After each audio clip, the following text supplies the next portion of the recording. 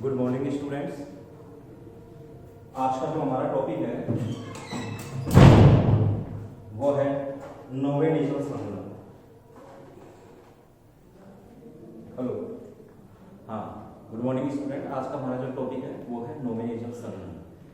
इस नोवेनेजल संलग्न से पहले हम बहुत सी रिएक्शंस को ले चुके हैं। अभी तक हमने जो जितने भी वीडियो अपलोड किए हैं उनके अंदर बेंजोइन संलग्न आपने पढ़ चुके हैं, एल्डोल संलग्न आपने पढ़ लिया है, बेंजोइन संलग्न की क्रिया आपने पढ़ ली है, पर्किन अभिक्रिया पढ़ ली है, फॉर्मेट्स की अभिक्रिया हो चुकी है, विटिंग अभिक्रिया हो चुकी है, क्लेजन संलग्न हो चुका है, क्लेजन स्मिथ अभिक्रिया हो चुकी है। इसके अलावा हमने लास्ट में भी जो रिसेंट में एक टॉपिक करवाया था मैनिक अभिक्रिया हम करवा चुके हैं, बेयर विलिगर ऑक्सीडेशन आपको करवा दिया गया है, और कैनिजारो अभिक्रिया जो लास्ट वीडियो में अपलोड किया था वो कैनिजारो अभिक्रिया भी आपको हो चुकी है। आज का जो टॉपिक है वो है नोवेनेजल कंडेंसेशन। तो today we will discuss Knoevenagel condensation. सबसे पहले मैं इसकी कुछ स्पेशल्स आपको पॉइंट्स बता रहा हूं जो आपको याद रखने मेमोरी में, कि नोवेनेजल संलग्न जो होता है इसमें सक्रिय मैथिलीन समूह युक्त यौगिक भाग लेते हैं। ओके स्टूडेंट, कार्बोनिल यौगिक की यूनिट में हम इसे पढ़ रहे हैं, यूनिट नंबर 3। इसके अंदर हम ये पढ़ रहे हैं कि कार्बोनिल यौगिक जो है एल्डिहाइड हो चाहे कीटोन, जब उनके सक्रिय मैथिलीन समूह युक्त यौगिकों से कार्बनिक क्षार की उपस्थिति में अभिक्रिया करवाई जाती है तो वह अभिक्रिया कहलाती है नोवेनेजल अभिक्रिया, नोवेनेजल संलग्न। जो नोवेनेजल संलग्न होता है वो रिवर्सिबल होता है, याद रखना है। नोवेनेजल संलग्न रिवर्सिबल प्रोसेस, नोवेनेजल संलग्न इज ए रिवर्सिबल प्रोसेस, यह एक उत्क्रमणीय प्रक्रम होता है। और नोवेनेजल संलग्न में बनने वाला जो उत्पाद है, तो नोवेनेजल संलग्न में बनने वाले उत्पाद की लब्धि कम होती है क्योंकि अभिक्रिया मिश्रण में जो बना हुआ जल होता है वो अभिक्रिया सामने को बाई ओर विस्थापित कर देता है, जिससे उत्पाद की लब्धि कम प्राप्त होती है। तो इसके लिए कोक महोदय ने एक सुझाव दिया कि यदि अभिक्रिया को बेंजीन मीडिया में संपन्न करवाया जाए, बेंजीन माध्यम में संपन्न करवाया जाए, तो अभिक्रिया में निष्कासित हुआ जल बेंजीन के साथ एजोट्रोपिक मिक्सचर्स के रूप में अभिक्रिया से रिमूव होता चला जाएगा, जिससे अभिक्रिया सामने पूर्ण रूप से दाई ओर विस्थापित हो जाता है, जिसके फलस्वरूप उत्पाद की लब्धि भी अधिक प्राप्त हो जाती है। तब कोक द्वारा सुझाए गए कोक ने जो सजेशन दिया इसको फॉलो किया गया और इस आधार पर इसे कहा गया कोक नोवेनेजल संलग्न। तो नोवेनेजल संलग्न को भी कोक नोवेनेजल संलग्न कहा गया जब अभिक्रिया बेंजीन मीडिया में संपन्न करवाई जाती है। वैसे सामान्य रूप से अगर हम बात करते हैं तो ये नोवेनेजल कंडेंसेशन है क्या, तो इस नोवेनेजल कंडेंसेशन के लिए कहा गया कि नोवेनेजल कंडेंसेशन वास्तविक रूप से वह अभिक्रिया जिसमें सक्रिय मैथिलीन समूह युक्त यौगिक किससे क्रिया करते हैं, कार्बोनिल यौगिकों से क्रिया करते हैं। ओके स्टूडेंट्स, तो इसके कुछ स्पेशल मैं पॉइंट्स आपको यहाँ वेरी करूंगा। वो पॉइंट्स हैं कि इसमें किसकी क्रिया होती है, नोवेनेजल संलग्न क्या है, तो कार्बनिक क्षार ऑर्गेनिक बेस की प्रेजेंस में,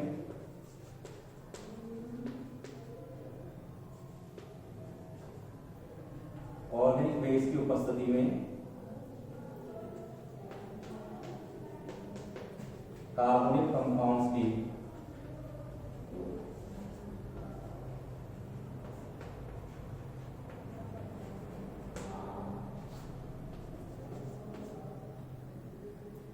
सक्रिय मैथिलीन समूह युक्त यौगिकों से क्रिया,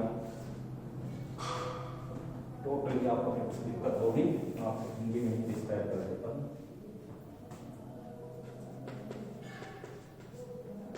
कार्बनिक क्षार की उपस्थिति में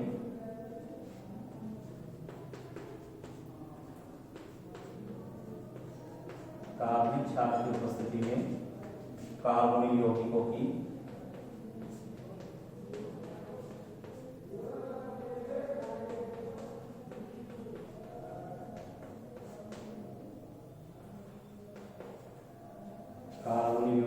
सक्रिय मैथिलीन समूह युक्त यौगिकों से क्रिया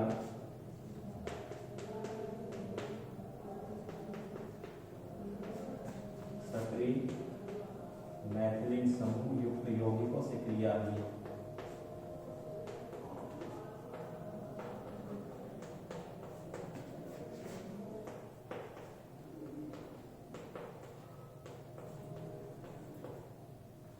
नोवेनेजल संलग्न कहलाती है।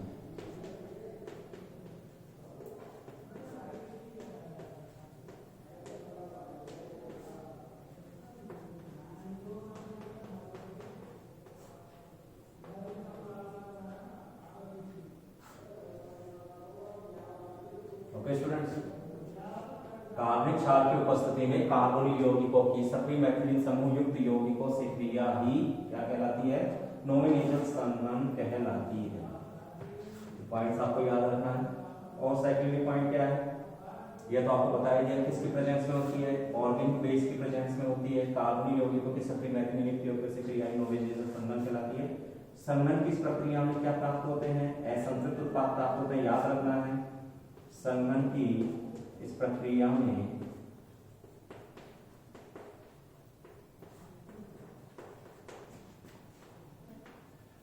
अनसैचुरेटेड कंपाउंड्स की प्राप्ति होती है या अनसैचुरेटेड प्रोडक्ट प्राप्त होते हैं, असंतृप्त यौगिकों की प्राप्ति होती है।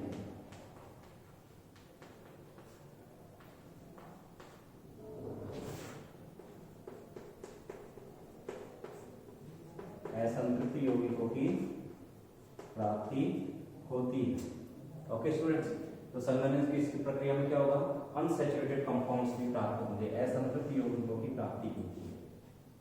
अब वास्तविक रूप से ये संघनन क्रिया क्या है? तो जनरल अगर एक अभिक्रिया देखें तो ये अभिक्रिया किस टाइप्स की होगी वो हम देख लेते हैं। नॉर्मल में कोई भी कार्बोनिल कंपाउंड हो सकता है, एल्डिहाइड हो सकता है, चाहे कीटोन हो सकता है। इसकी सक्रिय मैथिलीन समूह युक्त यौगिकों से हमने क्रिया करवाई।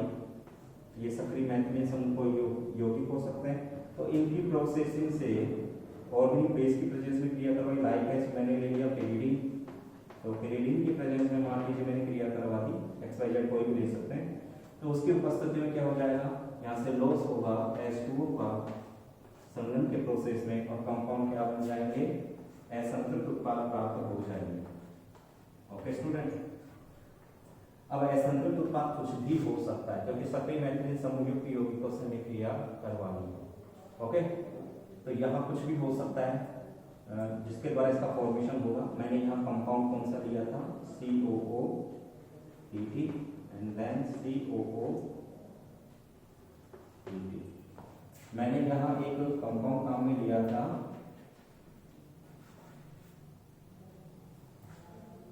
ये जो प्रोसीजर हमने काम में लिया है,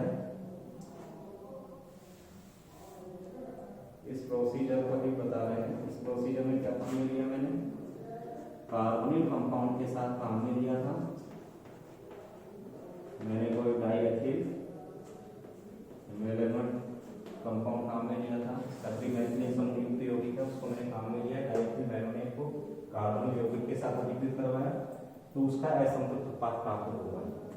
यदि अभिक्रिया में इसकी आधी की मात्रा काम ली जाए, अधिकता काम में ली जाएगी, तो बना हुआ जो असंतृप्त उत्पाद होगा वह पुनः डाईएथिल मेलोनेट से क्रिया कर लेगा और माइकेल कंडेंसेशन अभिक्रिया को रिप्रेजेंट करता है। तो पिपरीडीन क्षार की उपस्थिति में आगे क्रिया संपन्न हो जाएगी। तो यहाँ तक की जो अभिक्रिया होगी वो कहलाता है नॉमिनेशन संघनन। ओके, इस पर कुछ एग्जांपल्स है जो हम देख लेते हैं।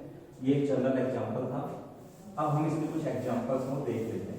तो स्टूडेंट्स, आपको समझ में आ गया होगा कि नॉमिनेशन संघनन क्या है? किसी कार्बनिक क्षार की उपस्थिति में कार्बोनिल यौगिकों की सक्रिय मैथिलीन समूह युक्त यौगिकों के साथ अभिक्रिया ही नॉमिनेशन संघनन अभिक्रिया कहलाती है। ओके, अब इसके हमने एक एग्जांपल देखे। सपोज कीजिए मैंने लिया कोई एल्डिहाइड कंपाउंड काम में लिया है, मैं उसी को ले रहा हूँ। जैसे मैंने लिया CH3 and then COH। Acid aldehyde की क्रिया डाईएथिल मेलोनेट से करवाई,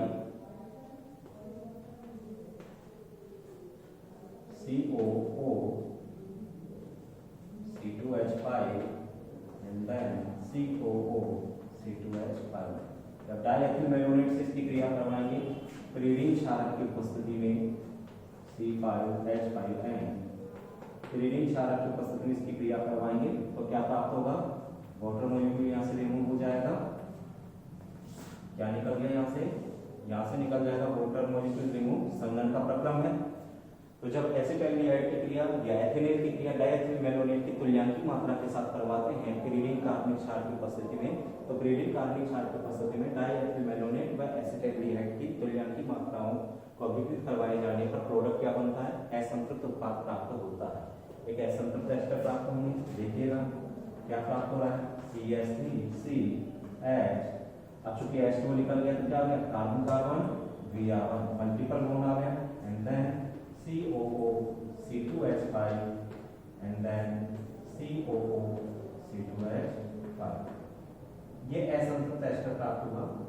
अब ये जो असंतृप्त एस्टर है, यदि अभिक्रिया में बने हुए इस उत्पाद को जलावृत करवा दिया जाए, इसका हमने करवा दिया जलावरण, क्षारीय और अम्लीय दोनों जलावरण के प्रोसेस हम यूज कर सकते हैं। ओके स्टूडेंट्स, तो अगर हम इसका जलावरण करवा देंगे तो इसके जलावरण पर क्या प्राप्त होंगे, एस्टर के जलावरण पर क्या बनते हैं, एसिड बनते हैं। क्या बन जाएगा, CH3 CH double bond C। Ester के जलावरण पर क्या प्राप्त होंगे, एस्टर के जलावरण पर एसिड प्राप्त होते हैं, बन गए एसिड। अब बने हुए एसिड का क्या करवा दिया जाए, बने हुए एसिड को अगर कंप्लीट कर दिया जाए, चूंकि असंतृप्त अम्ल है और इस असंतृप्त अम्ल को अगर लगभग 150 से 200 डिग्री सेंटीग्रेड ताप पर गर्म कर दिया जाए, 150 से 200 डिग्री सेल्सियस टेम्परेचर पर जब इसे गर्म कर दिया जाएगा तो क्या निकल जाएगा, एक CO2 मॉलिक्यूल रिमूव हो जाएगा और CO2 मॉलिक्यूल के रिमूव होने से कंपाउंड क्या प्राप्त होगा, प्राप्त हो जाएगा CH3 and then CH double bond CH single bond COOH। 4 carbon का एक असंतृप्त अम्ल प्राप्त हुआ है, 4 कार्बन और एक डबल बॉन्ड मल्टीपल बॉन्ड हो तो प्रोटॉन शब्द दिया जाता है, तो ये हो गया आपके प्रोटोनिक एसिड, या हम कह सकते हैं इसको अल्फा बीटा असंतृप्त अम्ल है। पहले पता चुके हैं अल्फा बीटा असंतृप्त एस्टर प्राप्त हुआ, उसके जलावरण पर अल्फा बीटा असंतृप्त। अब यहाँ चूंकि अल्फा बीटा जो असंतृप्त अम्ल प्राप्त हुआ है, एक्चुअली में ये कैसा है, डाइकार्बोक्सिलिक अम्ल है, और जब उसको गर्म करेंगे तो एक CO2 मॉलिक्यूल से यहाँ से रिमूव हो जाएगा, तो CO2 मॉलिक्यूल के रिमूव हो जाने से किसकी प्राप्ति होती है, असंतृप्त अल्फा बीटा असंतृप्त अम्ल की प्राप्ति होती है। ये कौन सा एसिड है, प्रोटोनिक एसिड। ओके स्टूडेंट्स, और IPSC में हम कह सकते हैं क्या, इसको 4 कार्बन है, 4 कार्बन की श्रृंखला ब्यूटोइन, क्योंकि दूसरे कार्बन पर है ब्यूटोइन वनोइक एसिड, ठीक है, ब्यूटोइन वनोइक एसिड या 2-ब्यूटेनोइक एसिड भी कहा जा सकता है, लेकिन हम इसको जनरल में क्या कहेंगे, इसका एक नाम और दिया गया था प्रोटोनिक एसिड। ओके स्टूडेंट, तो ये हमें प्राप्त होता है जब डाइएथिल मेलोनेट की एथेनेल से क्रिया करवाई जाती है, जब इसकी एथेनेल से क्रिया करवाई गई डाइएथिल मेलोनेट की या मेलोनिक एस्टर की, तो पिरिडीन की प्रेजेंस में क्रिया से अल्फा बीटा असंतृप्त एस्टर प्राप्त होते हैं, जिनके जलावरण पर डाइकार्बोक्सिलिक अम्ल प्राप्त होता है, असंतृप्त डाइकार्बोक्सिलिक अम्ल, और जब उन्हें 150 से 200 डिग्री सेल्सियस ताप पर गर्म किया जाता है तो प्राप्त हो जाता है प्रोटोनिक एसिड। एस्टर का जलावरण तो आपने देख रखा है, एस्टर के जलावरण में एक छोटा सा मैं व्यू बता देता हूँ, यहाँ से प्राप्त कैसे हुआ, इसको हम ओपन स्पेस कर लेते हैं COO C2H5, ठीक है, COO C2H पर जब इसका जलावरण करवाएंगे तो प्राप्त क्या होगा, बन के इलेक्ट्रॉन किधर जाएंगे, ऑक्सीजन क्यों, इधर गया H+ और इधर गया OH-, ठीक है स्टूडेंट्स। तो एथेनॉल के मॉलिक्यूल से हम बाहर चले जाएंगे और यहाँ क्या आ जाएगा, कार्बनिक कार्बन पर यहाँ आ जाएगा आपके OH पर, तो वो हमने प्राप्त कर लिया था। उसके लिए हमें कितने मोल लेने पड़ेंगे, सबके 2 मोल, एक एस्टर मोल के लिए, एक एस्टर के लिए हमें एक जल काम में लेना पड़ रहा है, तो 2 एस्टर्स के लिए इसके 2 मोल काम में लेने पड़ेंगे। ओके, तो ये ध्यान रखिएगा कि हमने एक एग्जांपल लिया एथेनेल की डाइएथिल मेलोनेट से क्रिया करवाई गई,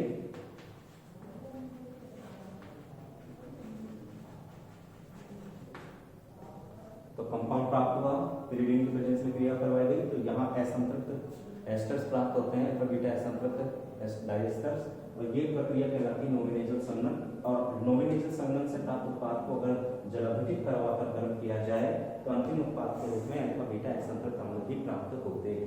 ओके स्टूडेंट्स, तो ये प्रोसेस था नोविनेजल संघनन, इसके मैकेनिज्म पढ़ेंगे।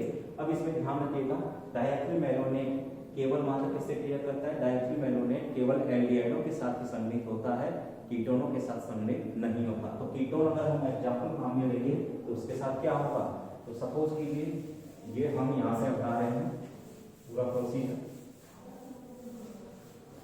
अगर यहाँ कीटोन काम में लिया जाता, या चलो कीटोन काम में लिया जाता तो क्या होता, तो कीटोन अगर काम में लिया जाता, एग्जांपल सेकंड, ये फर्स्ट एग्जांपल था, अब इसका एग्जांपल सेकंड दे रहे हैं, अगर मान लीजिए कीटोन काम में लिया जाता CH3 एंड देन CO, अगर मैं कीटोन काम में लेता तो कीटोनों के साथ कभी भी मेलोनिक एस्टर या डाइएथिल मेलोनेट संघनित नहीं होता है। उसके लिए हमें क्या करना पड़ता है, सक्रिय मैथिलीन समूह युक्त यौगिक के रूप में काम में लेना पड़ता है एसीटो एसिटिक एस्टर, या एसीटो एसिटिक एस्टर के अलावा उसे क्या कह सकते हैं, उसे हम कह सकते हैं इथाइल एसीटो एसिटेट। आप देखिए ये मात्र पहला ऐसा कंपाउंड था जो नौ नामक वैज्ञानिक ने चलावेता में इसका प्रयोग किया था। इसमें डेस्मोप्रोपेज में भी पाया जाता है, ठीक है ना, चलावेता पाई जाती है। तो हम ये कहेंगे नौ नामक वैज्ञानिक ने, साइंटिस्ट ने 1911 में जो ये कंपाउंड काम में लिया था आपके एसीटो एसिटिक एस्टर, ये भी एक सक्रिय मैथिलीन समूह युक्त यौगिक ही तो है, CH2 CO CH3 and then CO OC2H5। जब कार्बनिक क्षार की उपस्थिति में एसीटोन की सक्रिय मैथिलीन समूह युक्त यौगिक कौन सा काम में लिया, एसीटो एसिटिक एस्टर, AAE से जब इसकी क्रिया करवाई जाए एसीटोन की, क्योंकि ये डायएथिल मैलोनेट से क्रिया नहीं करते हैं, केवल एल्डिहाइड डायएथिल मैलोनेट से क्रिया करते हैं, लेकिन कीटोन डायएथिल मैलोनेट के साथ क्रिया नहीं करते हैं, उसके साथ संलिप्त नहीं होते हैं। तो उस स्थिति के अंदर सक्रिय मैथिलीन समूह युक्त यौगिक के रूप में एसीटो एसिटिक एस्टर को प्रयोग में लाया जाता है। और कार्बनिक क्षार की उपस्थिति में, कार्बनिक क्षार हम कोई सा भी ले सकते हैं, मैंने लिया C2H5 का 4 NH डायएथिल काम में ली। जब इसके साथ क्रिया करवाएंगे तो कार्बनिक क्षार की उपस्थिति में एसीटोन की एसीटो एसिटिक एस्टर से क्रिया करके क्या निकल जाएगा, यहाँ से रिमूव हो जाएगा, क्या निकल गया, H2।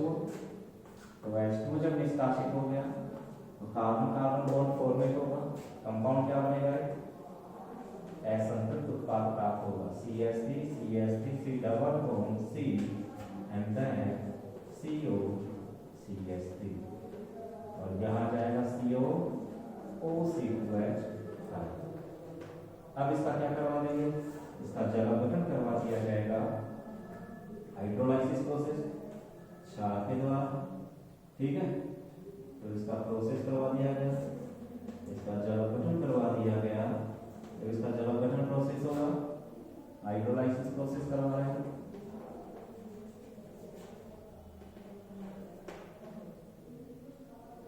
हाइड्रोलाइसिस प्रोसेस करवाने पर मैंने बताया था एस्टो के लिए जो हम काम में लेते हैं वो क्या काम में लेते हैं, तो एस्टो के लिए हमने काम में लिया था। तो यहाँ कंपाउंड देखेंगे कि कंपाउंड क्या प्राप्त हुआ, एस्टो के जल अपघटन से क्या प्राप्त होते हैं, एसिड्स प्राप्त होते हैं।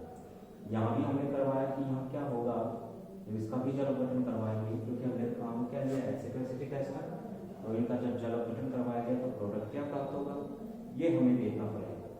तो एस्टर के जल अपघटन से तो क्या प्राप्त हो जाएगा, एसिड प्राप्त हो जाएगा, और जब एसिड प्राप्त हो जाएगा इसका भी हम करवाएंगे तो क्या प्राप्त होगा, बंध के इलेक्ट्रॉन की तरफ, बंध के इलेक्ट्रॉन की तरफ जाएंगे, क्योंकि कार्बोनिल ऑक्सीजन बंध है और यहाँ समूह है नहीं।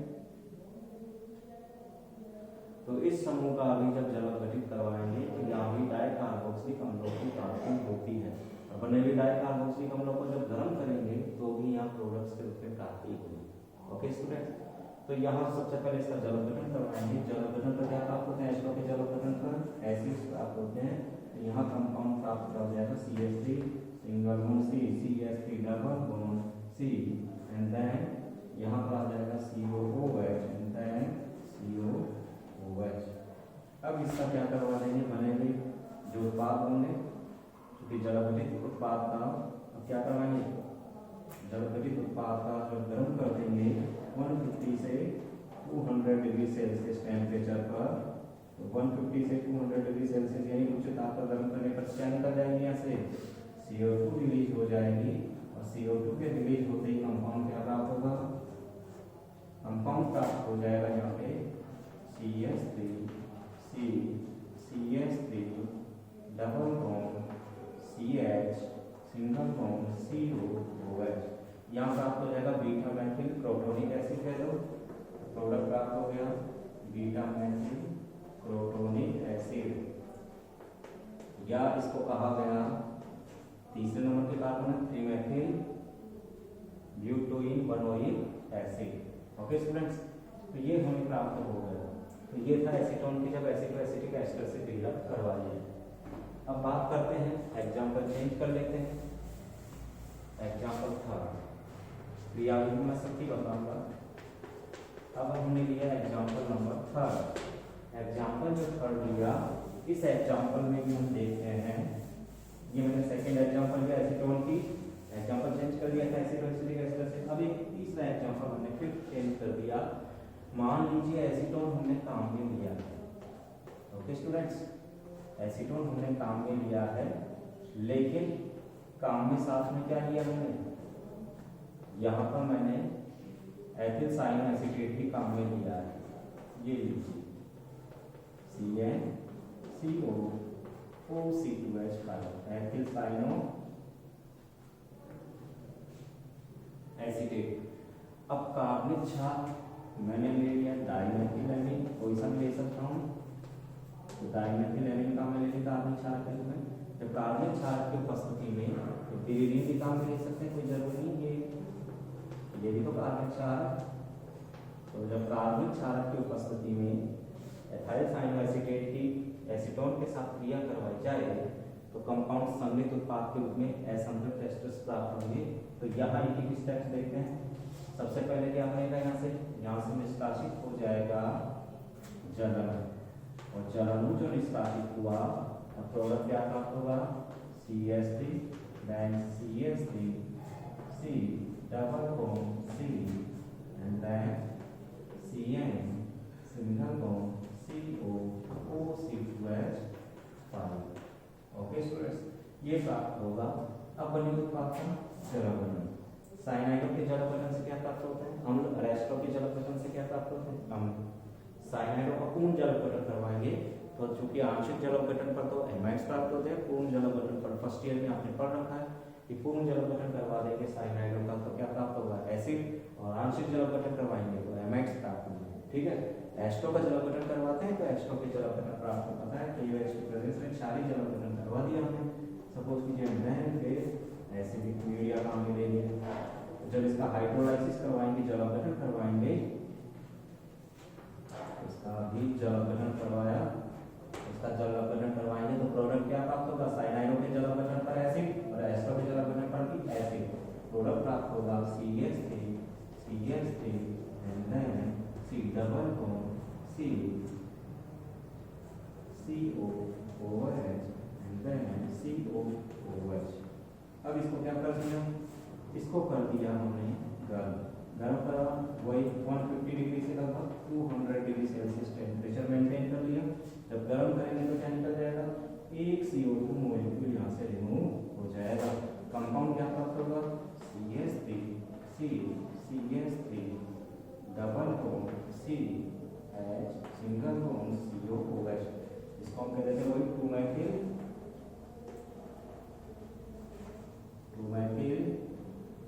ब्यूटोइन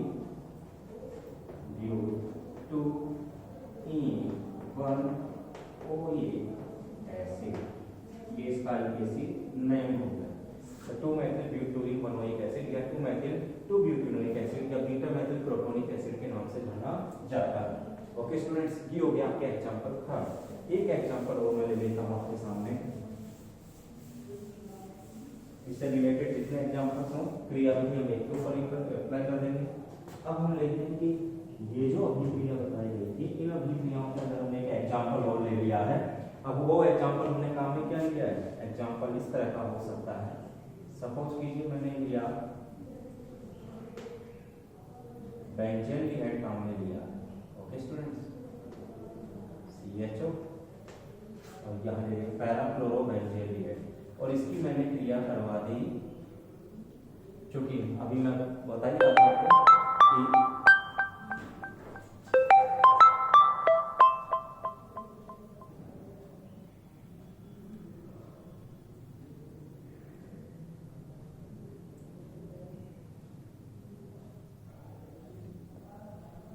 अभी मैं आपको बता ही रहा था कि ये जो एग्जाम्पल्स हैं, इन एग्जाम्पल्स के अंदर सॉरी टेक्निकल इशू आ गया था, तो कॉल आ गई थी, इस वजह से मुझे बीच में इसको ड्रॉप करना था।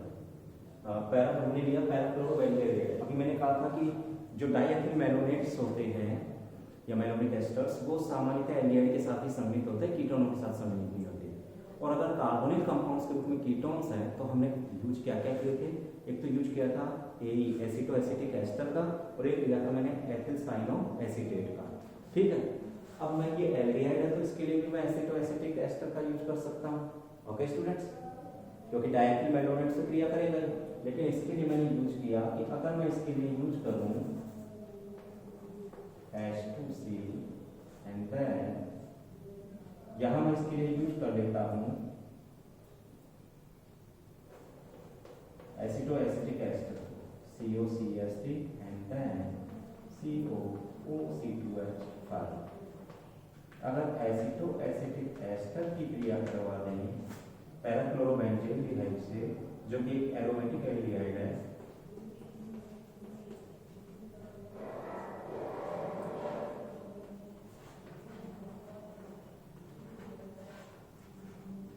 पैराक्लोरोबेंजीन एल्डिहाइड की एसिडो एसिटिक एस्टर से क्रिया करवा दी।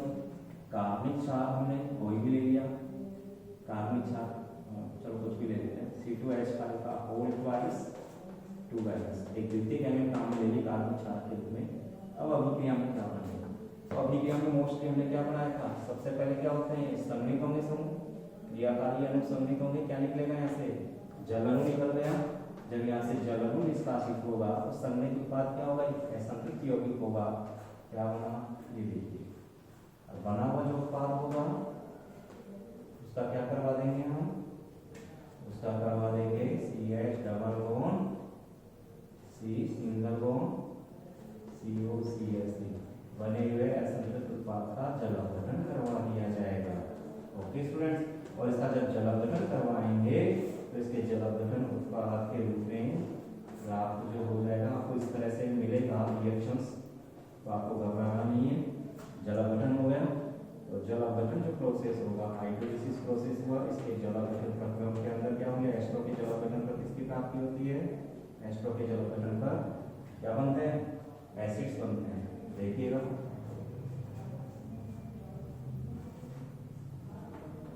Cl and then CH double bond C COOH and then COOH, और यहाँ से भी क्या निकल जाएगा, जब इसको गर्म कर देंगे तो गर्म किया गया लगभग 150 से 200 डिग्री सेंटीग्रेड टेम्परेचर पर, तो क्या निकल गया यहाँ से CO2 निकलते ही प्रोडक्ट क्या प्राप्त हो जाएगा, प्रोडक्ट फॉर्मेट हो जाएगा।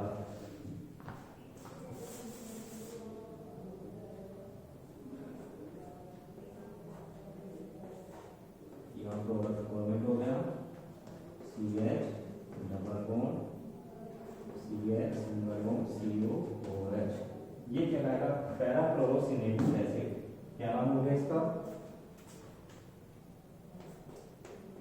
पैराक्लोरोसिनेमिक एसिड, यह प्राप्त हो जाए। ओके स्टूडेंट्स, तो ये हमें प्राप्त हो जाएगा प्रोडक्ट। ये इस एग्जाम्पल से, तो आपको एग्जाम्पल मैंने कितने करवा दिए, ये 4th एग्जाम्पल था आपका। ठीक है स्टूडेंट, जब पैराक्लोरोबेंजीन की क्रिया किससे करवाएंगे, एसिटो एसिटिक एस्टर से क्रिया करवाते हैं कार्बनिक क्षार की उपस्थिति में, तो सबसे पहले असंतृप्त एस्टर्स प्राप्त होते हैं जिनके जलावधन से अम्लों की असंतृप्त अम्लों की प्राप्ति होती है, और असंतृप्त बने हुए डाइकार्बोक्सिलिक अम्लों को गर्म कर दिया जाए तो उससे अल्फा बीटा असंतृप्त मोनोकार्बोक्सिलिक अम्ल या उनके व्युत्पन्न प्राप्त होते हैं। या व्युत्पन्न के रूप में क्या प्राप्त हुआ, पैराक्लोरोसिनेमिक एसिड। सिनेमिक अम्ल एक अल्फा बीटा असंतृप्त अम्ल है और इसका व्युत्पन्न है पैराक्लोरोसिनेमिक एसिड। ओके, ये हमने कुछ एग्जांपल्स बताए, इतने 4 एग्जांपल्स हमने आपको बता दिए। अब इनमें से एक एग्जांपल जो शुरू वाला था वो उठा लेते हैं। एल्डिहाइड की क्रिया हमने करवाई थी नॉर्मल, तो नॉर्मल एल्डिहाइड की क्रिया कार्बनिक क्षार की उपस्थिति में क्रिया करवाई थी डायथिल मैलोनेट से, तो उस एग्जांपल को हम यहाँ देखेंगे। ओके स्टूडेंट्स, देखते हैं। तो मैंने एग्जांपल लिया था, क्रियाविधि हम यहीं से देखते हैं। एक एल्डिहाइड लिया, एसिड एल्डिहाइड, और इसकी क्रिया करवाई हमने डायथिल मैलोनेट से, COO C2H5 and COO(C2H5), और पिरीडीन क्षारक की उपस्थिति में काम C5H5 and पिरिडिन क्षारक की उपस्थिति में क्रिया काम की थी। तो एल्डिहाइड की डायरेक्टली मैलोनाइट से क्रिया करवाई, तो यान की मात्राओं के साथ कार्बन क्षार की उपस्थिति में क्रिया करवाते हैं। तो जल अणु निष्कासित हुआ था, और जल अणु निष्कासित होकर प्रोडक्ट क्या प्राप्त हुआ था, CH3H C double bond C COO C2H5 and then COO C2H5। ये उत्पाद यहाँ असंतृप्त एस्टर प्राप्त हुआ था, अल्फा बीटा असंतृप्त एस्टर्स डाइस्टर्स की प्राप्ति हुई थी। अब यहाँ देख लेते हैं एक्चुअली में जो एस्टर्स प्राप्त हुआ आपके असंतृप्त यौगिक जो प्राप्त हुआ है, तो यहाँ हमने कहा था ये जो क्रिया करवाई गई थी जल अणु निष्कासित हुआ था। मैकेनिज्म पर चलते हैं। हमने कहा था कि प्रक्रिया कैसी रिवर्सिबल होती है, और इसमें अभिक्रिया शामिल जल अणु के निष्कासित होने के कारण वायु में विस्थापित हो जाता है, जिससे उत्पाद की लब्धि कम प्राप्त होती है। तो उत्पाद की लब्धि अधिक प्राप्त करने हेतु कोप ने क्या सुझाव दिया था कि अभिक्रिया को यदि बेंजीन मीडिया में संपन्न करवाया जाए तो अभिक्रिया में निष्कासित होने वाला जल बेंजीन के साथ एजोट्रोपिक मिक्सचर्स के रूप में धीरे धीरे अभिक्रिया मिश्रण से हटा लिया जाएगा, जिससे अभिक्रिया शामिल पूर्ण रूप में दाईं ओर विस्थापित हो जाता है। फलस्वरूप उत्पाद की अधिकाधिक लब्धि प्राप्त होती है। मैकेनिज्म में हमने लिया पिरिडीन जो था उसको मैंने क्या माना है, बेस माना। तो जहां जहां मैं लूंगा वहां बेस लूंगा, C5H5 इज इक्वल्स टू, इसको मैंने क्या मान लिया, बेस मूल्य। ठीक है, क्षारक मान। Okay students, long pair electron है नाइट्रोजन का, ये बेस समूह है। अब हम इसी की बात करते हैं, इसमें करता क्या है, ये बेस का काम क्या होता है। सबसे पहले हम ये देखते हैं कार्बोनिक कंपाउंड से क्रिया करेगा, उससे क्रिया करेगा, तो डाइएथाइल मैलोनेट से क्रिया करेगा। जो बेस होता है इस पर लॉन्ग पेयर इलेक्ट्रॉन है, हमने इसको रिमूव किया, H सक्रिय मैथिली समूह का हमने हाइड्रोजन रिमूव करेंगे, तो CH COO C2H5 and then COO C2H5। बंद के इलेक्ट्रॉन किधर गए, सक्रिय मैथिली समूह में, जो कि एसिडिक होगा। एस्टर समूह भी अपनी ओर इलेक्ट्रॉन विड्रॉल ग्रुप के रूप में काम करते हैं, बंद के इलेक्ट्रॉन खींचेंगे, कार्बन कार्बन के इलेक्ट्रॉन किधर जाएंगे, एस्टर ग्रुप की तरफ। तो ये जो सक्रिय मैथिली समूह युक्त हाइड्रोजन है, तो कार्बन हाइड्रोजन बंद के इलेक्ट्रॉन कार्बन की ओर प्रोवाइड करवाए जाते हैं, माइग्रेट होते हैं, जिससे हाइड्रोजन प्रोटॉन के रूप में निष्कासित होता है। इसको कौन कैप्चर कर ले जाता है, इस हाइड्रोजन को कैप्चर कर लेता है बेस। जब इसको बेस कैप्चर कर लेगा तो उस स्थिति में क्रिया क्या होगी, तो यहाँ से क्या निकल गया, यहाँ से निकल गया BH। इस पर लॉन्ग पेयर इलेक्ट्रॉन थे तो प्रोटॉन कहाँ चला गया, बेस पर। तो बेस के द्वारा इसका कैप्चरिंग कर ली जाती है। इसके कैप्चरिंग करने पर क्रिया क्या होगी वो देखते हैं। अभी क्या रिवर्सिबल होती है, तो यहाँ देखेंगे तो BH निकल गया, कंपाउंड क्या प्राप्त हुआ। अब यहाँ हम देखते हैं कंपाउंड यहाँ प्राप्त हो गया CH carbon ions, lone pair electrons आ गए, नेगेटिव चार्ज लगा दिए। ठीक है, and then COO C2H5 and then COO C2H5। जो बना हुआ कार्बन आयंस था ये अनुनाद द्वारा स्थायीकृत हो जाता है। किस तरह से होगा, इसको दो रूपों में हम ले सकते हैं। देखिएगा, नेगेटिव चार्ज था तो इसको मैं दो तरीके से ले सकता हूँ। यहाँ हम ले सकते हैं, देखो COO C2H5 and then CH COO C2H5, ये हम ले सकते हैं। यही तो था। अब इसमें चार्ज इसका नेगेटिव यहाँ, ठीक है, तो ये बनाया, ये हटाया, नेगेटिव चार्ज चला गया इधर। तो यहाँ जो रेजोनेटिंग स्ट्रक्चर्स आएगी वो क्या होगी, ऑक्सीजन पर चार्ज क्या आ गया, negative, then double bond CH single bond COO C2H5 and then यहाँ क्या आ जाएगा, यहाँ आ जाएगा आपके OC2H5। ठीक है स्टूडेंट्स, तो ये वाला हो जाएगा।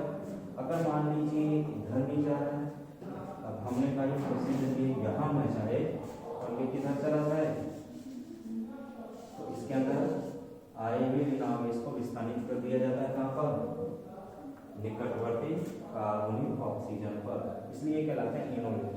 इनोलेट आयन क्या होते हैं? वे कार्बनिक स्पीसीज होती हैं या वे एनाइंस होते हैं जिनमें ऋणावेश कार्बन के साथ साथ ऑक्सीजन पर भी क्या हो जाता है? डिस्प्लेस हो जाता है, तो वे कहलाएंगे आपके इनोलेट्स आयन। अब यहाँ देखिएगा ये इनोलेट्स आयन कैसे बना?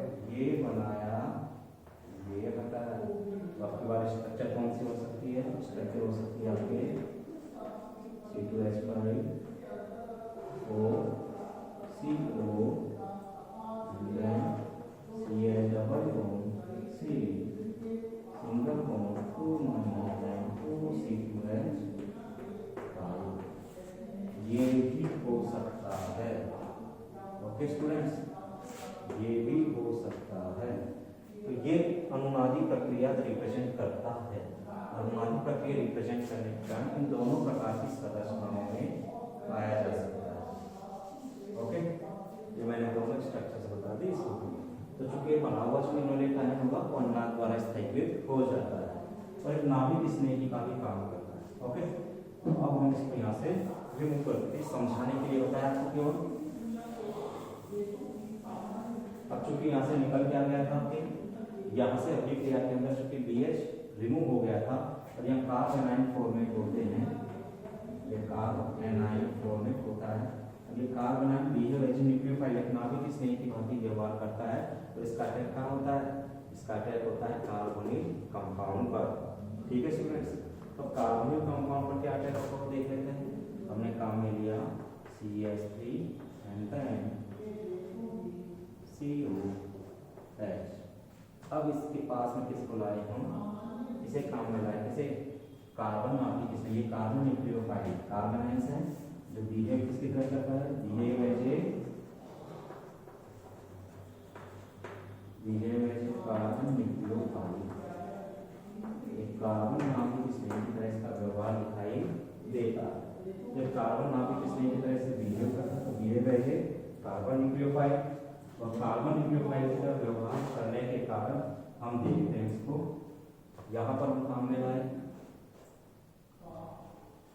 CH and then COO C2H5 and then COO C2H5। अब क्या होगा? क्योंकि कार्बन ऑक्सीजन बॉन्ड के इलेक्ट्रॉन कितने जाते हैं? हम देखते हैं कार्बनिक यौगिकों में कार्बन ऑक्सीजन पाई अब के इलेक्ट्रॉन अधिक विद्युत ऑक्सीजन परमाणु के माइग्रेट होते हैं, जिससे कार्बोनिल कार्बन इलेक्ट्रॉन डेफिशिएंट हो जाता है। इस कार्बोनिल कार्बन पर शीघ्रता से किसका आगमन होता है? किसी नाभिक स्नेही का आगमन होता है। तो नाभिक स्नेही होगा कार्बन न्यूक्लियोफाइल होगा तो carbonyl carbon electron deficient carbonyl carbon पर अटैक करता है। अभिक्रिया संपन्न होगी, क्या होगा अभिक्रिया में देखते हैं। यह अभिक्रिया संपन्न क्या होगा? CH3 सिंगल बॉन्ड कार्बन पर क्या हो गया? चार्ज ऑक्सीजन माइनस, क्योंकि ऑक्सीजन पर चार्ज क्या गया? नेगेटिव चार्ज, कार्बन पर पार्शियली पॉजिटिव चार्ज। यहाँ आंशिक ऋणावेश, यहाँ आंशिक धनावेश, तो धनावेश यानी इलेक्ट्रॉन न्यून हो गया। इलेक्ट्रॉन न्यून कार्बन कार्बन पर अटैक किसका हो गया? नाभिक स्नेही का। Okay students, then CH single bond CH COO C2H5 and then COO C2H5। ठीक है स्टूडेंट्स, ये अपने इलेक्ट्रॉन पेयर से दे देगा, ये स्ट्रक्चर आ जाएगा। अब यहाँ क्या होगा? जो BH समूह निकला था वही BH समूह क्या करेगा?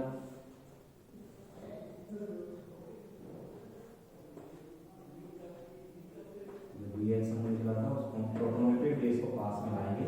प्रोटोनेटेड बेस को पास में लाएंगे तो क्या हो जाएगा? ये क्या दे जाएगा यहाँ पे? H+ proton. जब H+ प्रोटॉन दे जाएगा तो क्या होगी अभिक्रिया? इसको यहाँ से देखते हैं। ओके स्टूडेंट, प्रोडक्ट क्या बनेगा देखते हैं। H+ कहाँ जाएगा? ऑक्सीजन पर, नेगेटिव चार्ज ऑक्सीजन है, उस पर प्रोटॉन आ जाएगा, बेस से बाहर निकल जाएगा। तो यहाँ कंपाउंड बनेगा CH3 CH OH and then CH COO C2H5 then COO C2H5। Okay students, ये आ गया। अब यहाँ साथ में क्या निकल गया? साथ में निकल गया बेस। ठीक है, जिस पर कि क्या थे, लॉन्ग पेयर इलेक्ट्रॉन थे, या हम कह सकते हैं इसको इस तरह से रिप्रेजेंट कर सकते हैं।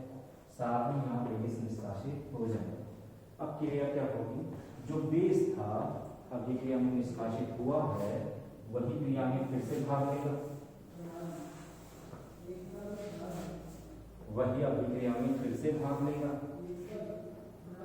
किस प्रकार से भाग लेगा देखते हैं। यहां से फिर हम चलेंगे, अभिक्रिया संपन्न हो रही।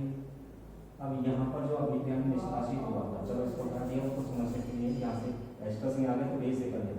वो जो बेस निष्कासित हुआ था वही क्या करता है, यहाँ पे अटैक करेगा। क्यों, क्योंकि हम चाहते तो यहाँ से HCl ये तोड़ा, ये बनाया, ये हटाया, जल हम निष्कासित कर सकते थे, लेकिन H2O is not a good leaving group.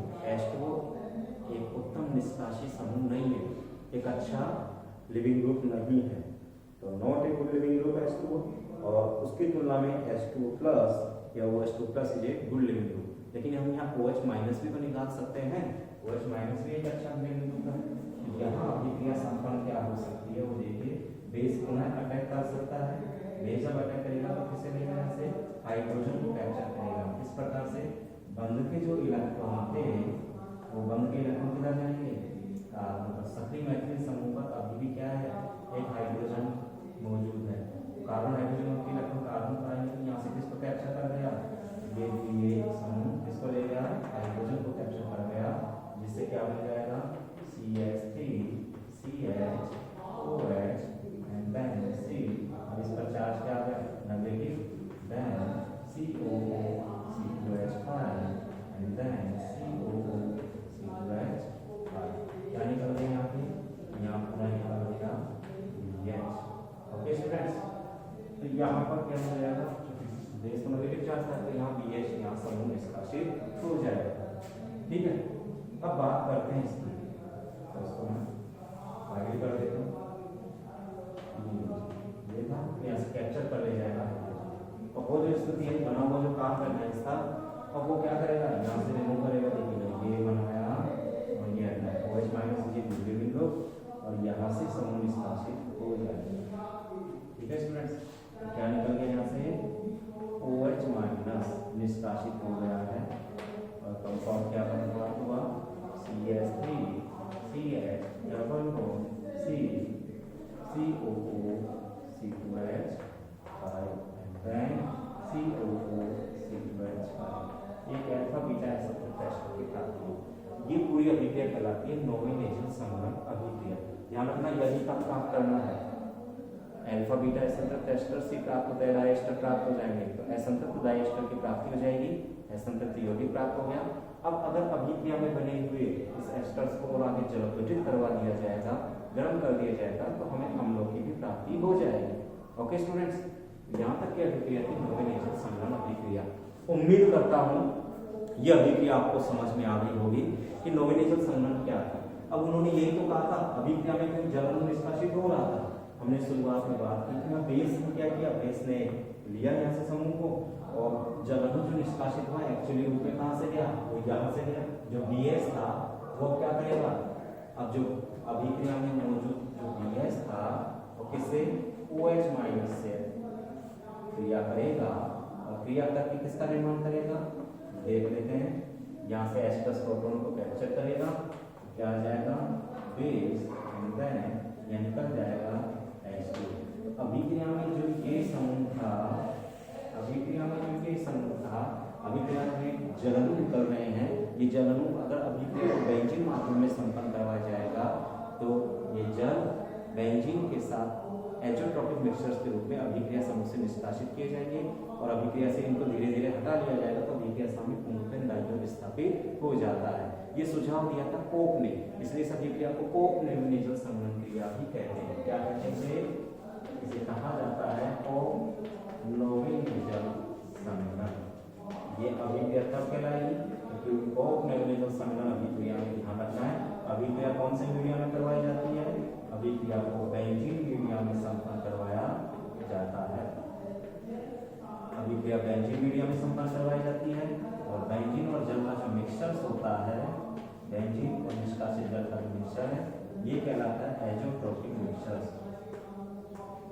स्थिति उत्पाद मिश्रण एजोट्रोपिक मिश्रण के रूप में इसे अभिक्रिया से निष्कासित करते रहेंगे, जिससे किसकी प्राप्ति हो जाएगी, जहाँ प्रोडक्ट क्या होगा, यहाँ मैक्सिमम परसेंटेज अमाउंट किसका प्राप्त होगा, तो मैक्सिमम अमाउंट किसकी प्राप्त होगी, मैक्सिमम अमाउंट प्रोडक्ट की होगी, तो प्रोडक्ट की मैक्सिमम अमाउंट प्राप्त होगी, मैक्सिमम अमाउंट ऑफ प्रोडक्ट। ठीक है, ये कोक नोवेनेशन सम्मेलन क्रिया थी। ठीक है, उनका अभिक्रिया बेंजीन माध्यम में संपन्न करवाई जाए। ओके स्टूडेंट्स, तो यहाँ से हमने कहा कि जैसे ही उन्होंने क्या किया, बेस ने इसका प्रोटॉन्स को कैप्चर किया, ग्राउंड पे इलेक्ट्रॉन आ गया, उसका पॉजिटिव चार्ज आ गया, पॉजिटिव चार्ज आ गया, इसका वजह से निष्कासित हुआ। ठीक है, प्रोटोनेटेड बंद बना देगा, इसलिए मैंने रिलीज नहीं किया इसको अभी फिलहाल। चार्ज पर क्या रहेगा, चार्ज पर प्लस ही रहेगा। फिर हमने कहा कि ये समूह जब आता है तब इसकी क्रिया किससे करवाई, H प्लस प्रोटॉन देगा, अंतिम इलेक्ट्रॉन निकल तो बेस फिर से निकल गया, तो प्रोटोनेटेड था, तो प्रोटोनेटेड जो बेस होगा अब यहाँ से क्या गया H प्लस, ये क्या आ जाएगा, बेस आ जाएगा। ओके स्टूडेंट्स, तो ये पूरी प्रोसीजर ही कहलाता है नोवेनेशन संघनन अभिक्रिया। उम्मीद है कि आपको समझ में आ गई होगी नोवेनेशन संघनन क्या होता है, काफी अच्छे से समझा दिया है आपको। इसमें इनोलेट्स आयन भी बनते हैं। अभिक्रिया केवल एस्टर से डाइएस्टर बनने तक ही चलती, और अभिक्रिया में आगे उत्पाद प्राप्त करना हो तो उसको जलावृत करवा दिया जाता है, और जलावृत करवाकर बने उत्पाद को गर्म करेंगे तो वहां से CO2 मॉलिक्यूल रिमूव हो जाती है, और CO2 निष्कासित होगा, क्या बनेंगे, अल्फा बीटा एसेंटर अम्ल की प्राप्ति होती है। ओके स्टूडेंट, ये अभिक्रिया थी नोवेनेशन संघनन अभिक्रिया। उम्मीद करता हूँ यह अभिक्रिया आपको अच्छे से इसमें मैंने कर दी है, समझ में आ गई होगी। मैंने इसके बहुत सारे एग्जांपल्स काम में लिए हैं, तो मैंने पहला जो एग्जांपल लिया था एसिटाइलिएट की, मैं अपना एग्जांपल्स को वेरी कर देता हूँ कौन कौन से मैंने एग्जांपल्स काम में लिए हैं। एक तो मैंने काम में लिया था कि एसिटाइलिएट का एग्जांपल काम में लिया था, इसकी डाइएथिल मैलोनेट से क्रिया करवाई थी हमने, काम में लिया था ये वाला एग्जांपल। ये आपको सॉल्व करना है, देखना है तो बार। तो एग्जांपल एक तो ये लिया था कि इनकी जब क्रिया करवाई जाए कार्बनिक क्षार की उपस्थिति में या बेस की उपस्थिति में, कोई बेस हो इसकी प्रेजेंस में क्रिया करवाई जाए तो क्या बनेगा। दूसरा एग्जांपल हमने एसीटोन का किया था, एसीटोन की क्रिया करवाई जाए, एसीटोन की क्रिया मैंने एसिटोएसिटिक एस्टर से करवा दी थी। यहाँ काम में लिया था हमने COCH3 एंड देन COO2H5, जब इससे क्रिया करवा देंगे कार्बनिक क्षार ले लिया तो मैंने डाइमेथिलामीन को काम में भी ले सकता हूँ, इसकी प्रेजेंस में क्रिया करवा देंगे तो क्या बनेगा। फिर हमने एक एग्जांपल काम में लिया CH3 COCH3, ये एग्जांपल मैंने काम में लिया, इसकी मैंने बता दी थी इसकी क्रिया कैसे करवाई, साइनो एसिटेट से करवा दी। तो क्या होगा, तो यहाँ भी हमने कहा अभिक्रिया को किसी भी मीडिया में संपन्न किया, हमने डाइएथिल एमीन की प्रेजेंस में क्रिया करवा दी तो प्रोडक्ट क्या बना। तो ये कुछ एग्जांपल्स मिले थे, एग्जांपल्स दिए हैं जिनको हमने बार बार सोल्व किया था, तो इन एग्जांपल्स के द्वारा हम नोवेनेशन संघनन अभिक्रिया को समझ सकते हैं। ओके स्टूडेंट, तो उम्मीद करता हूँ ये टॉपिक आपके समझ में आया होगा। नोवेनेशन संघनन अभिक्रिया क्या है मैं आपको समझा चुका हूँ, एक बार फिर रिपीट कर रहा हूँ। किसी भी कार्बनिक क्षार की उपस्थिति में कार्बोनिल यौगिक एल्डिहाइड अथवा कीटोनों की सक्रिय मैथिलिक समूह युक्त यौगिकों से क्रिया ही नोवेनेशन संघनन क्रिया कहलाती है। नोवेनेशन संघनन अभिक्रिया में अभिक्रिया सामने के बाईं ओर विस्थापित होने के कारण उत्पाद की लब्धि कम प्राप्त होती है, इसलिए कोक नामक वैज्ञानिक ने कोक महोदय ने सुझाव दिया कि यदि अभिक्रिया को बेंजीन माध्यम में संपन्न करवाया जाए तो बेंजीन अभिक्रिया मिश्रण में निष्कासित जल के साथ एजेट्रोपिक मिश्रण के रूप में अभिक्रिया से धीरे धीरे रिमूव होता चला जाएगा, जिससे अभिक्रिया सामने पूर्ण रूप में दाईं ओर विस्थापित हो जाता है, फलस्वरूप उत्पाद की लब्धि अधिक होती है। इसलिए इस अभिक्रिया को वर्तमान में कोक नोवेनेशन संघनन के नाम से जाना जाता है। और तीसरा मैंने आपको बता ही दिया था कि इस अभिक्रिया के अंदर नोवेनेशन संघनन से असंतृप्त उत्पादों की ही प्राप्ति होती है। ओके स्टूडेंट्स, तो ये थी नोवेनेशन संघनन। अगर वीडियो अच्छा लगा हो तो लाइक करना ना भूलें, क्योंकि कहने की आवश्यकता नहीं है। वीडियो मान लीजिए कोई प्रॉब्लम्स होती है तो आप कमेंट करिएगा। Okay students, thank you.